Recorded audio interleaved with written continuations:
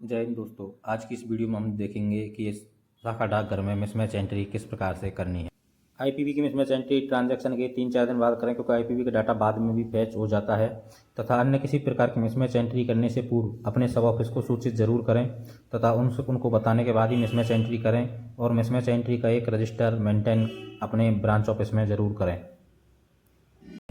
अभी इस शाखा डाकघर का हम बैलेंस चेक करते हैं। वॉलेट में 12,012 रुपये बैलेंस दिखा रहा है।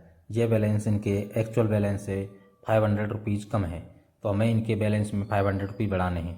तो उसके लिए हम पहले कैश बैलेंस रिपोर्ट चेक करेंगे। कैश बैलेंस रिपोर्ट और वॉलेट रिपोर्ट दोनों मैच कर रही है। इसका मतलब है कि हमें कैश बैलेंस में भी बैलेंस 500 रुपीज़ का बैलेंस बढ़ाना है।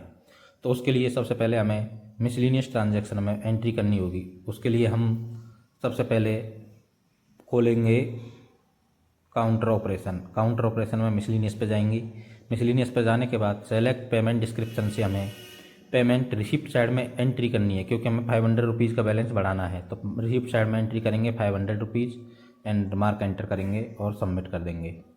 ऐसा करने के बाद आप देखेंगे कि वॉलेट में 500 रुपीज़ की एंट्री बढ़ गई है, लेकिन आप कैश बैलेंस अब फ़िलहाल चेक करेंगे तो वहाँ पर यह एंट्री नहीं आएगी। जब तक हम काउंटर ऑपरेशन का डेंड नहीं करेंगे तब तक वो एंट्री आपको नहीं दिखाई देगी। जब हम काउंटर ऑपरेशन का सबमिट कर देंगे उसके बाद 500 रुपीज़ आपको कैश बैलेंस में भी बढ़ जाएगा।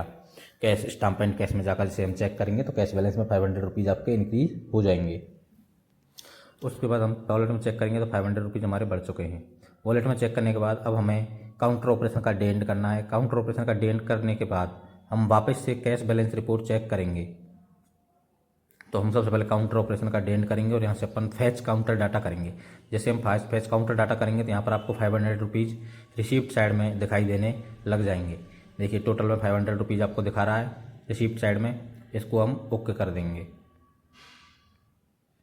जैसे हम कंफर्म करेंगे, ओके करेंगे, तो ये आपके जो 500 रुपीज़ हैं वो कैश बैलेंस रिपोर्ट में भी रिफ्लेक्ट होने लग जाएंगे।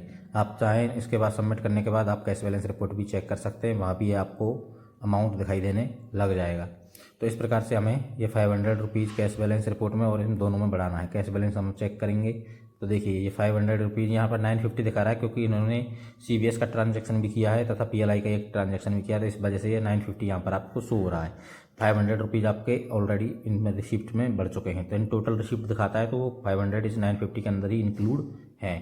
यहाँ पर देखिए आपका बैलेंस भी आपका बढ़ के आ गया है। उसके बाद हम अपने प्रोसेस से डेंड करेंगे। डेंड करने के बाद कुछ इस प्रकार की स्क्रीन आपको दिखाई देगी।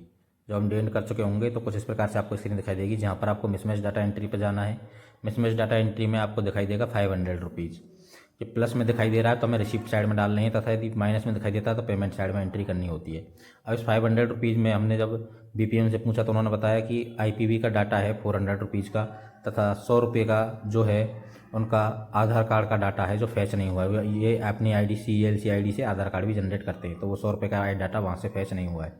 तो अपने IPV का डाटा अपने रिसिप्ट साइड डाल दिया है 400 रुपीज़, तथा IPV का डाटा आधार डाटा रिसिप्ट मिसमैच में डाल एंटर कर देंगे 100 रुपीज़ का। तो इस प्रकार से ऐड पर क्लिक करेंगे।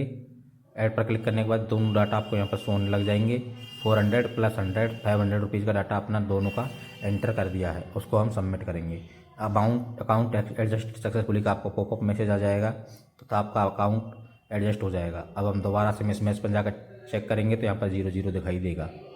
तो इस प्रकार से आपको मिसमैच एंट्री करनी है।